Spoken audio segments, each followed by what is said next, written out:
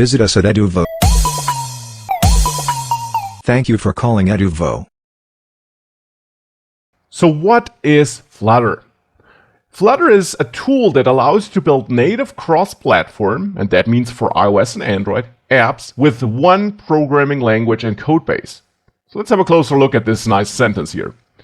Important is that we build native cross-platform apps. So we build both an iOS app and an Android app. We're not building a web app that runs in the browser. We're not building an app that gets wrapped by native apps. We build real apps, two different kinds of apps in the end for iOS and Android, which you then distribute through the different app stores. So through the Apple App Store and the Google Play Store. That's what you get as a result. Now you get there by using one programming language so that you don't have to learn two different programming languages, one for iOS and one for Android. Instead, you have one programming language, Dart, but I'll come back to that, and also one code base. So you work in one project, you write your code once, and you still get two different apps as a result. And that's the cool thing about Flutter. You only learn one programming language, you only write your code once, and you get two apps. Without Flutter, you would normally build an iOS app by writing some Swift or Objective-C code and using the iOS development environment. And for Android, you would be using Java with the Android framework, or you would be using Kotlin and also the Android development environment. And you would have to learn all these different languages and tools. And you would have to write two totally different apps or work in two totally different projects. And with Flutter, that's not the case. One programming language and one code base. If we have a closer look at Flutter, though, it's actually a combination of things. The term Flutter refers to two major things. One is a SDK, a software development kit. You could say a collection of tools that allows you to write one code base or use one code base with one programming language. Because it includes tools to then compile this code, which normally would not run on iOS and Android, into native machine code that does run on these platforms. Because if there would be one programming language that would work on both platforms, we wouldn't need Flutter, but there isn't. Now, therefore, the one programming language Flutter uses doesn't work on iOS and Android, so it needs to be compiled to native machine code for iOS and native machine code for Android, so that we have code that does run on these platforms. And that compilation task, along with a couple of other things, that's all part of Flutter. But of course, it's not just a collection of tools. It also gives you everything you need to create beautiful applications. It gives you a framework, a widget library for that one programming language, which is called Dart, which you can use to build beautiful Flutter apps. And that's what we will spend the majority of time with, of course.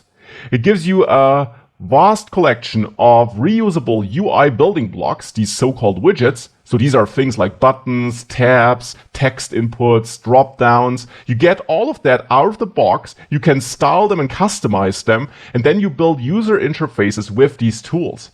In addition, you get a couple of utility functions and generally some packages that help you build what your users see and what your users interact with. And then that code which you build with the help of that framework, that is then compiled to native machine code with the help of the SDK.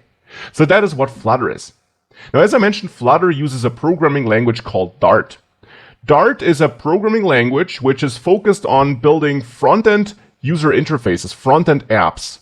It's not limited to building mobile apps, that's just what Flutter uses it for, but Dart is independent of Flutter, and you can also build web apps with Dart. But we'll not focus just on Dart here, we'll focus on Flutter and how it uses Dart. And Flutter uses Dart mostly for building mobile apps.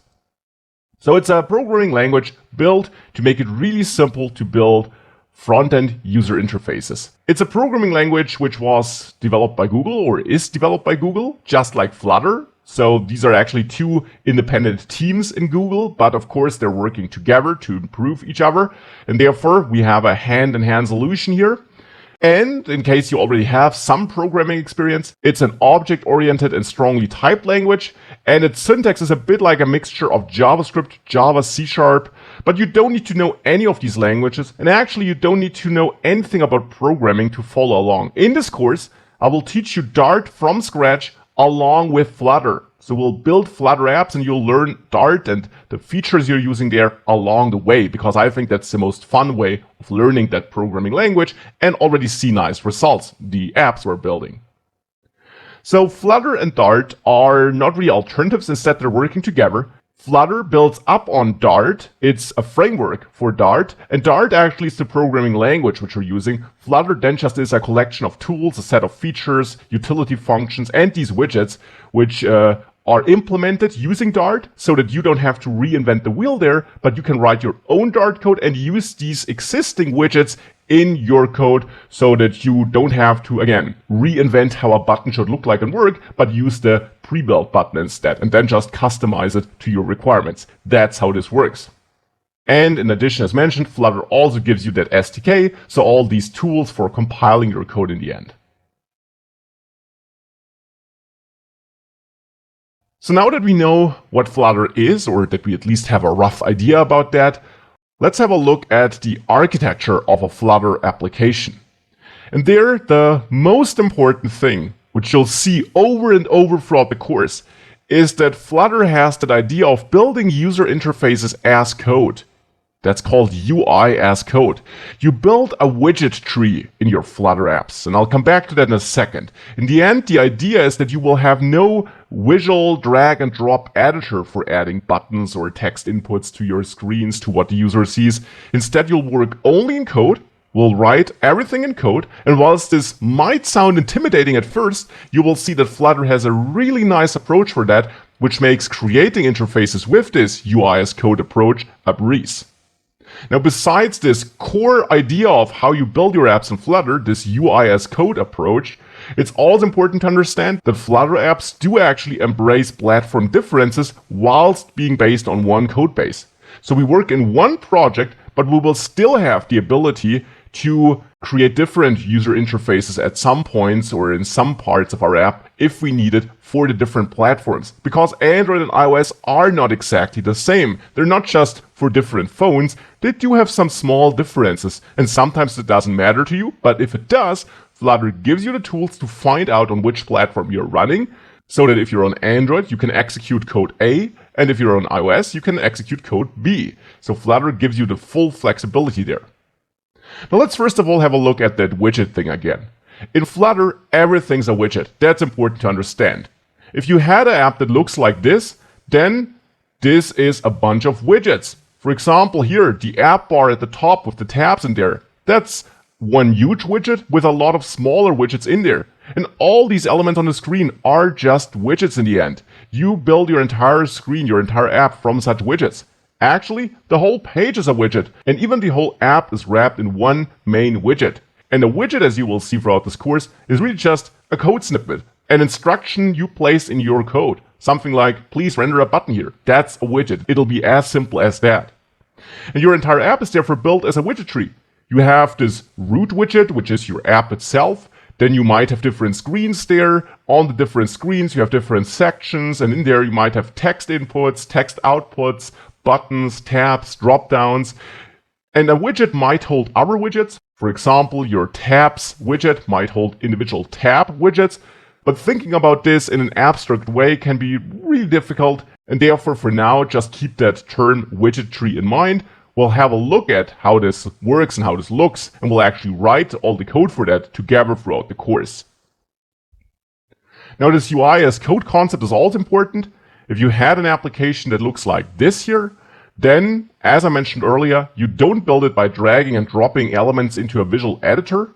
You have no visual editor indeed. Instead, you only work in code. The code for this could look like that here. And here you already get a brief preview at how these widgets work and how you structure your entire app with the help of these widgets, how you configure your app with these widgets. And as you can see, even without understanding that code, that probably doesn't look too difficult. In the end, here we just have a bunch of instructions on what should get rendered on the screen and how the different things are related. And of course, you'll learn all about that throughout the course. So this is an extremely straightforward way of building your app, and I will introduce you to this approach carefully, step by step. We'll build our apps from scratch, and I will introduce you to the core widgets and how they work together step by step in this course. Now, this one code base thing or concept is also important to understand. In the end, you will have a bunch of Dart files in your project, and these will make up your application, and you build an Android and an iOS app based on that one project. But as I mentioned, if you need to, you can still find out on which platform you are running and then render different content based on that platform. So these are the core Flutter ideas. Again, if they're not 100% clear at this point, that's normal. We just started. We'll of course use all these features and go through all these features step by step as we progress through the course. Now, how does Flutter and Dart therefore then work internally? How is your Flutter app actually converted to a native app which can be published to the app stores? Well, you have your Dart code, which uses the Flutter framework, or the Flutter API as I call it here, which stands for Application Programming Interface. In the end, that just means that Flutter gives you a collection of functions, of widgets, which you can use in your code to build the interface you want to build. So you have your own widgets and your own code then, composed of that set of built-in widgets or your own widgets, which you can also build. And you want to build for Android and iOS. Now, as I said, Flutter simply compiles that Dart code to native code for these different platforms. And that happens with the help of the Flutter SDK. And as a result, you get real apps spit out with highly optimized, high-performance code that's based on your code, but that's not your code itself. Instead, it's a compiled version of that code. And therefore, you really ship code that runs on the different platforms and that's optimized and high performance. Because performance is actually a huge advantage of Flutter apps. Flutter out of the box gives you high performance applications. Now, in case you worked before with, let's say, React Native, which is kind of an alternative to Flutter, and I'll come back to this in a second, it's important to understand that Flutter does not use platform primitives. Now, what do I mean with that? We're having our Flutter app and we're targeting iOS and Android. Now, if we want to add a button, then in Flutter, with this UI as code approach, we do so by adding a raised button. Now, this is just an instruction in your Flutter code which tells Flutter to render a button in that part of your widget tree. Now, you could think that what happens when the code gets compiled to that native code is that this raised button is translated to, hey, iOS, please give me your default button, which would be a UI button element in the iOS development world, and for Android, a widget.button, that we get these native buttons, which are, of course, part of the native development environments. And that's not what happens. Instead, Flutter has its own implementations because Flutter, and that's really important to understand and to keep in mind, directly controls every pixel on the screen. So Flutter does not compile your code to some native equivalents or native alternatives. Instead, Flutter ships with its own engine, which controls the entire screen, everything the user sees, and renders every pixel on its own. And that gives Flutter a lot of control and a lot of flexibility. Now, you don't have to care too much about that because Flutter does it for you, but it's important to be aware of that because that gives Flutter more control and less limitations, and therefore you implicitly, indirectly benefit from that. You have a good performance, you have a lot of power, a lot of things you can configure, you have full control over how you want to build your user interface. So now it's really time to get started with Flutter and learn all about its details. We're pretty much done getting started. In the next course module, we'll dive into all the important basics of Flutter, and you will learn all about how Flutter works, the core widgets there, how you build user interfaces with the widgets, and so on. So that will be a crucial module, of course. Thereafter, we'll dive into debugging because, of course, things can go wrong during development, and finding and fixing errors is an important part of being a developer. So we'll have a look at how that works in the debugging section. Before we then have a section where we dive deeper into the basics, if you will, dive deeper into available widgets, into how to style and customize your widgets, how to add more logic to your application, and in general, build more realistic applications. Now, it is worth mentioning that all of these concepts are not just taught in boring theory, but that we build full apps, and not just one app throughout the entire course, but we do have an app for the basics section, we do have a different app for the more widget section, and throughout the course we'll have a couple of applications, some apps only for one section, some apps which are used by multiple sections to show different concepts. This also gives you the advantage that if you come back to the course after a while, or you want to skip certain sections, you don't miss a large chunk of a project we're working on. Instead, many sections have their own projects, and therefore it's easier to get into them. Now, after having a closer look at styling and building more realistic widgets, You will also learn how to build responsive and adaptive user interfaces.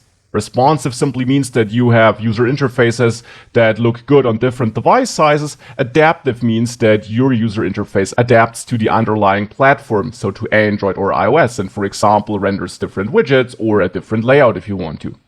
After that, you'll have a solid understanding of the core foundations of Flutter, of the fundamentals if you want to call it like that.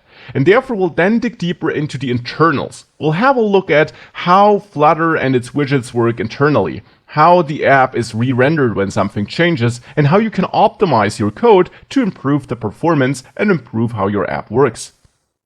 With that out of the way, it's time for a new app and a brand new topic: navigation and multiple screens. Up to this point in the course, we'll always have worked on one screen only, but most apps have more than one screen. You might have a product screen and a card screen and a user profile screen, and here you will learn how to set up different screens and how to navigate between them so that you can switch pages in your app. It's around that time that we will also see that for bigger apps, it can get pretty cumbersome to manage the data correctly, the data our app or the different parts of our app needs. And therefore, we'll then have a look at state management. This is a super important course module where we will dive into the different options you have when it comes to managing data and state, which is in the end just a different term for data that changes, you could say. How you can manage that in bigger applications, how you can pass it around effectively, how you can make sure that when something changes in a certain place in your app, all places that depend on it are updated efficiently. And we'll have a thorough look at this in this module, and for this we'll also start a brand new project, just as we did in the navigation and multiple screens section. We'll then build up on that and dive into how you can manage user input and forms, so how you can fetch email addresses or URLs or numbers and have the user enter such data, before we then learn how to connect our Flutter app to the web. Because up to this point we always just worked on the device, but some data needs to be stored in a database in the web, and therefore here you will learn how to reach out to the web, how to reach out to such a database and store your data there or get it from there. Now most applications also need some form of authentication, and therefore it's then time to dive into user authentication and learn how you can log users in, sign them up, log them out, and manage their session across the lifetime of your app. Really important for many applications, of course.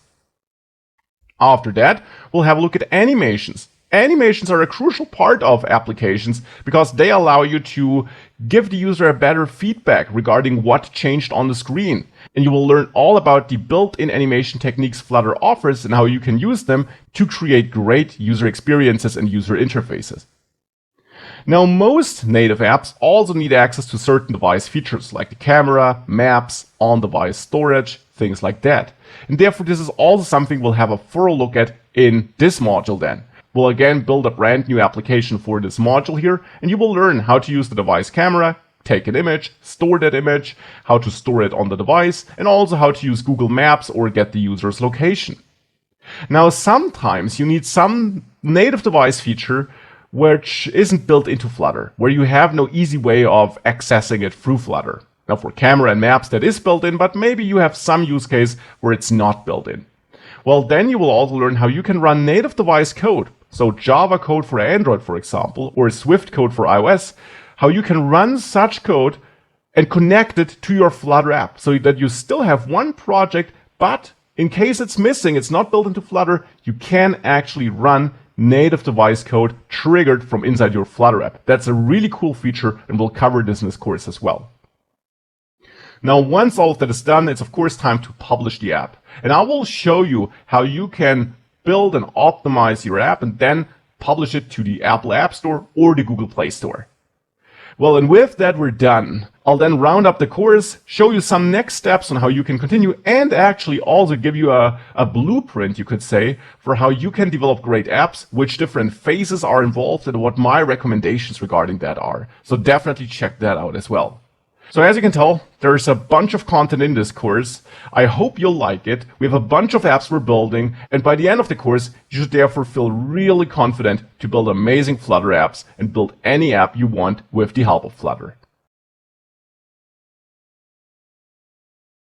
So now that you know what's inside of the course, let's dive into how you can get the most out of it. So of course you should watch the videos. It's a video on demand course after all. Watch them at your speed, pause and rewind if I'm going too fast. I try to find the right balance for everyone, but if you feel like I'm too fast, slow me down or pause and go back to the start of the video again, because you should also code along and do the exercises. And sometimes that means that you have to pause the video so that you can code along. That's okay. Some students don't code along, which is why I don't have super long pauses in my video, since I want to create a good course for these students as well. But my recommendation really would be that you do code along, because that is how you learn the most. And also do the quizzes you find in the course, some exercises I have in there. Do all of that. Build your apps, build your own versions of my apps, because that is how you ultimately learn the most. Use all the course resources you find attached. That's my source code, which you can compare to yours if you're facing any errors. And also, of course, check out the different slides and cheat sheets I attach to various lectures in the course, since that can be really helpful, or can be really helpful resources if you're coming back to this course after a while, or if you're working on your own projects. Now, if you're getting stuck and you did compare my code to yours, which you should always do first, you can of course also ask in the Q&A section. I'm trying my best to help you there, but I really can only help on questions that are directly related to the course and to the course code. And I urge you to compare your code to mine first before you ask, because most errors can simply be fixed by comparing code, and you learn much more if you can find and fix an error on your own than when I tell you and you maybe don't really understand what was wrong. And besides asking in the Q&A section, also help others, because you learn the most if you dig into problems, be that your own problems or the problems of others, and you solve them. And you have to write down an answer, and you have to think about the problem, and if your answer is correct. Of course, you might answer in a wrong way, but that's not a problem. You'll get corrected and you'll learn again. But if you try solving problems, be that your own ones or the problems of other students, you will learn so much more, because you really have to think about a problem and find a solution. And that is what makes you a great developer in the end. So definitely take this opportunity to get the most out of this course.